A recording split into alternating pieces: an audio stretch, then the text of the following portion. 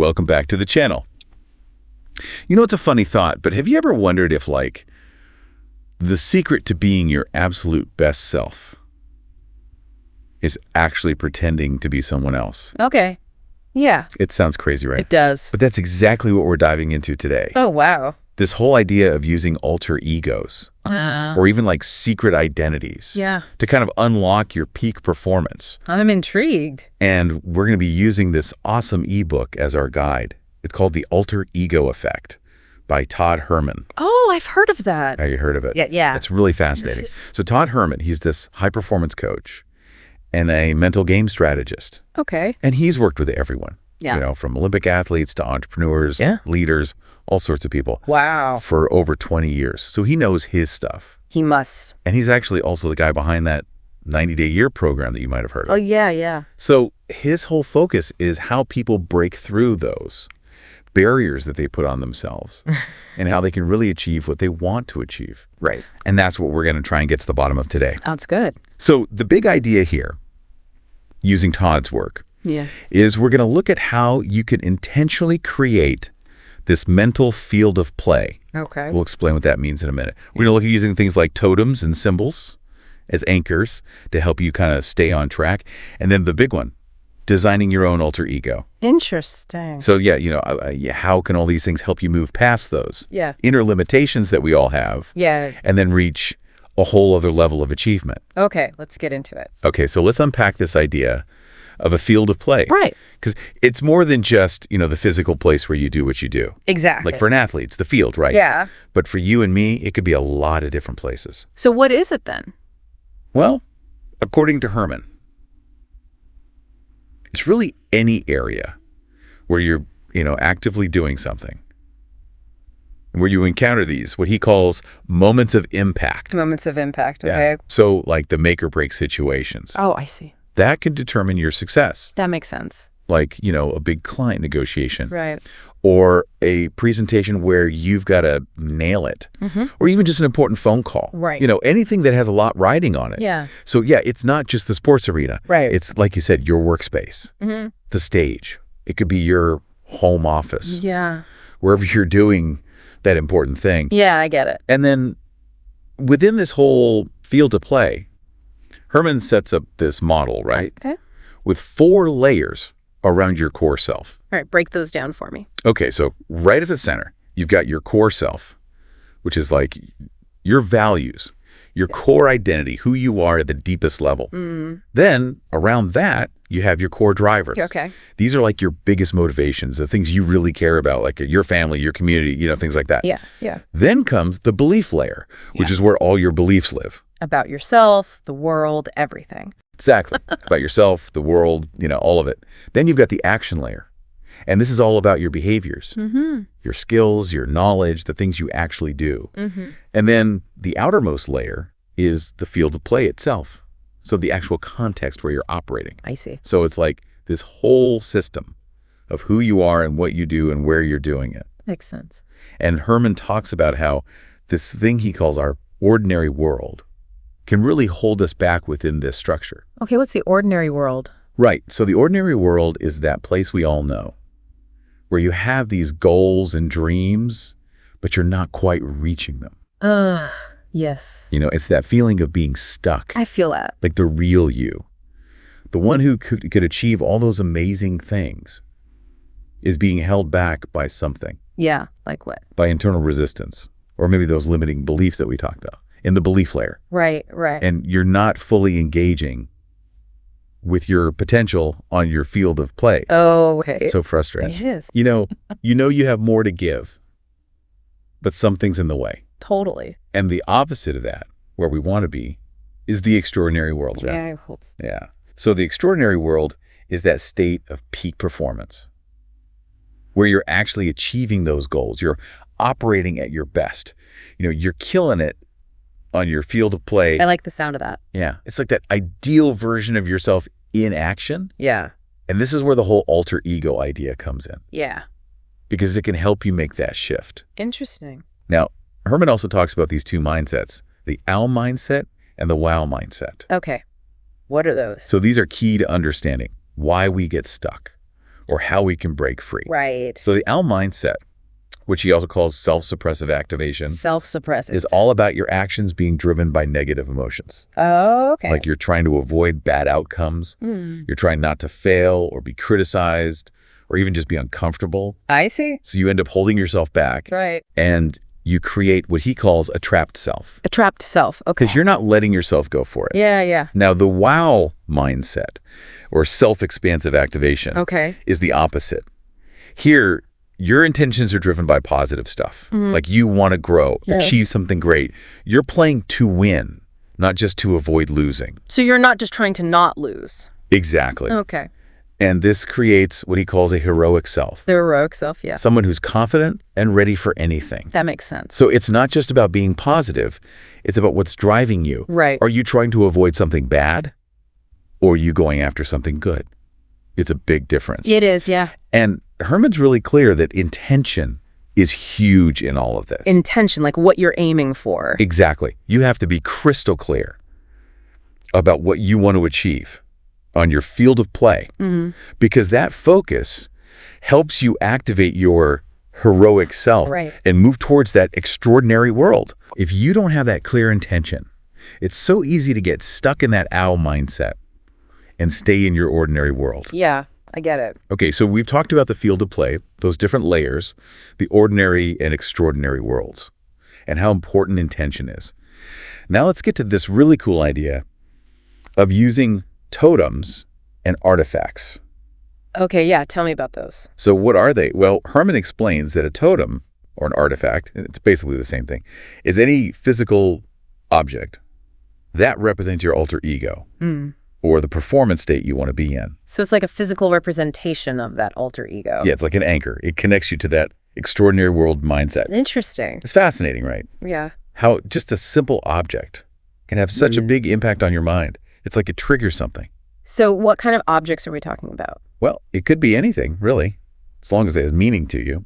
Okay. But Herman gives some great examples in the book. Like what? So he talks about how when he was first starting his business, he got himself a pair of glasses. Glasses! Yeah, but they were non-prescription.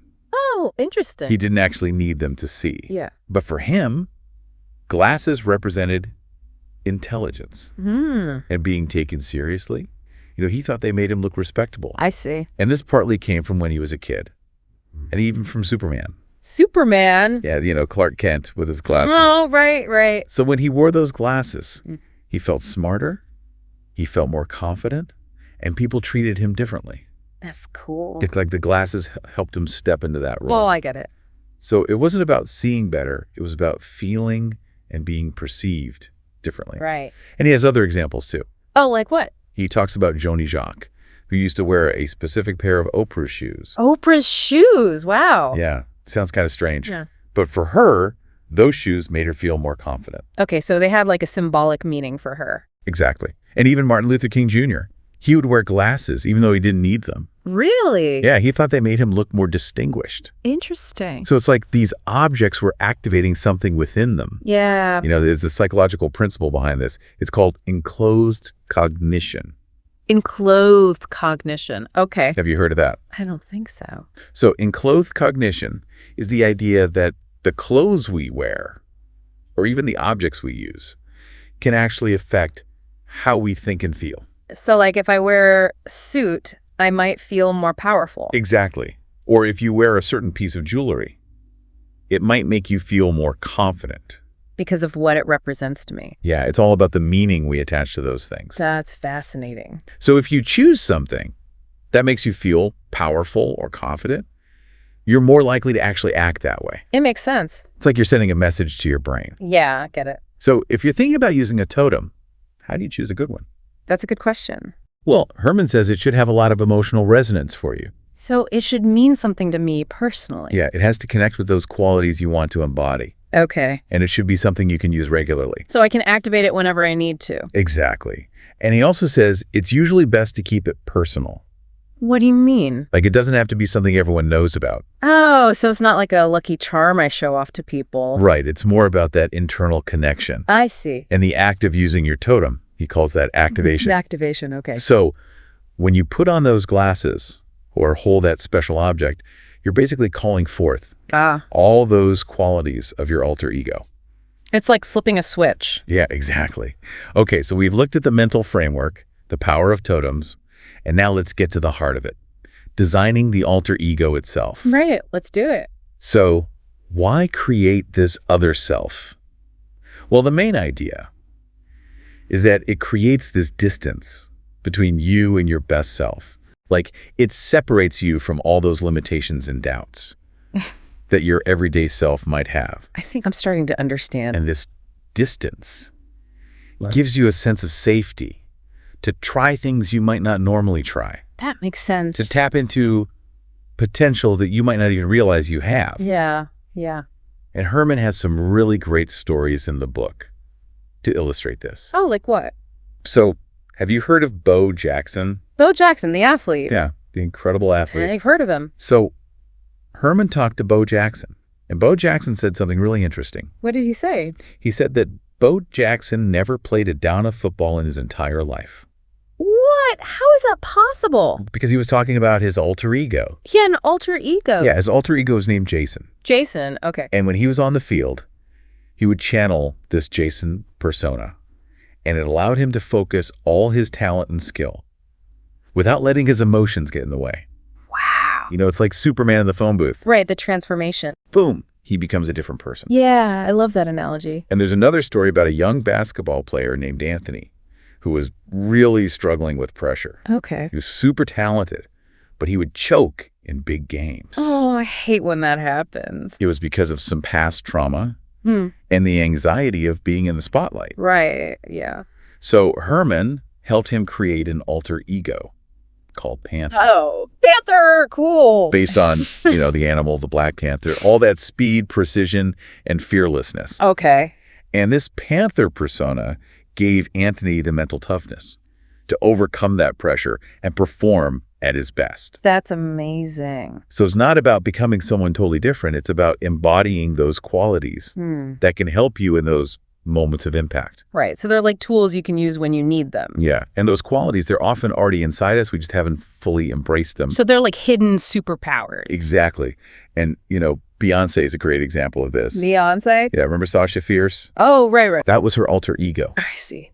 And it wasn't like she became a different person. It was more like she amplified a part of herself. That was already there. Okay, yeah. The confident, powerful performer. That makes sense. So she could channel that on stage and be more free and expressive. Cool. So how do you actually design your own alter ego? That's the big question, yeah. Well, Herman says, first, think about people you admire in your field of play. Okay. What qualities do they have that you would love to have? Right. And then, this is important, give your alter ego a name. A name? Really? Yeah. It sounds simple, but it makes it more real. I can see that. It gives it an identity. Yeah. And then come up with an origin story. An origin story, like a superhero. Exactly. It's like their backstory. Okay. Why are they so awesome? Where do they get their powers from? Herman tells this story about a guy named Mitch who worked on Wall Street. And his alter ego was inspired by his grandmother. His grandmother? Oh. Yeah, his booby. She was this incredibly strong woman who had overcome so much in her life. And that backstory gave Mitch's alter ego this incredible foundation of resilience. That's beautiful. And then there are the superpowers. Okay, so we're really going all in on the superhero thing. That's a great way to think about it. But these aren't like flying or super strength. Right, okay. These are the specific traits and abilities that you want your alter ego to have, like confidence, focus, communication skills, persistence. Okay, yeah. Whatever you need to excel on your field of play. So you're choosing those qualities and dialing them up. Like a volume knob. Exactly. And then the last thing Herman talks about is the response proclamation. Response proclamation. Okay. Or the ground punch. Ground punch, interesting. This is like a statement or an action that your alter ego uses to overcome doubt or negativity. So it's like their weapon against self-doubt. Yeah, exactly. It's like their way of saying, I've got this. I like it. It reinforces their power and resilience. That makes a lot of sense. So to recap, we've looked at how to create this mental field of play, how to use totems to anchor your mindset, and how to design a powerful alter ego with a name, an origin story, superpowers, the whole 9 yards. And this is all about being more intentional, about who you choose to be in different situations. Yeah, I'm seeing that. It's not about being fake. It's about tapping into those parts of yourself that can help you thrive. Right, unlocking that heroic self. Exactly.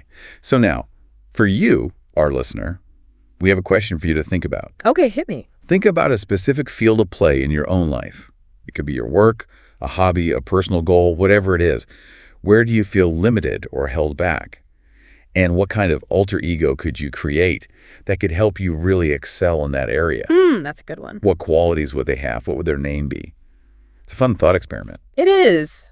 And you might be surprised at what you discover about yourself. I bet. We'd love to hear your thoughts on this, so connect with us on the channel and share any insights or aha moments you've had from this deep dive. And if you found this exploration of the alter ego effect helpful, and you want to learn more about unlocking your potential, don't forget to subscribe to this channel for more deep dives like this one. We'll see you next time.